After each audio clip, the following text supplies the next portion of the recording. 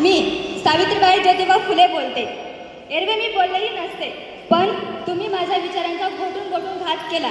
तुम्ही तर चक्क मला देवी बनवून फोटोमध्ये फ्रेम केले. जमेल तेव्हा जमेल तसे तुम्ही माझ्या सोयीनुसार माझे कौतुक करतात, पण खरे दुःख याचे तुम्ही मला गृहीत धरतात. याचा राग मी आज तुमच्या समोर व्यक्त करते.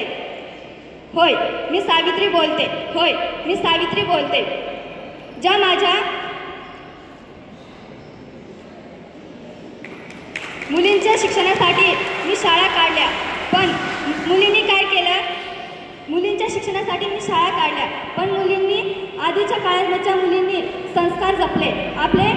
आपले शिक्षकांनी जे दिलं ते सगळे जपलेले आहे, पण आताच्या मुली ते सगळं सोडून ओव्हर फॅशनकडे निघाल्या आहेत. मी ओव्हर फॅशनसाठी शाळा नव्हत्या सुरू केलेल्या, त्या सगळ्यांसाठी सुरू केलेल्या. आम्ही शाळा सुरू केल्या ही काही उपकाराची भाषा नाही. आम्ही शाळा सुरू केल्या ही काही उपकाराची भाषा नाही.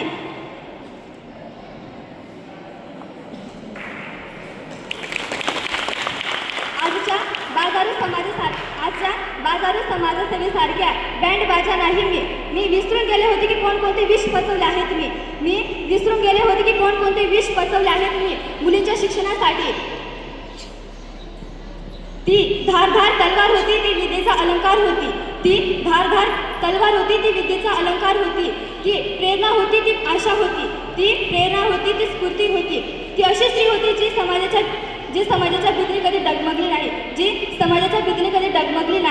ती लाखो करोडो स्त्रियांचा भविष्य घडवत होती. ती लाखो करोडो स्त्रियांचा भविष्य घडवत होती. ती लढत होती, ती जगत होती. जगण्याबरोबर ती जगवतही होती. धन्यवाद.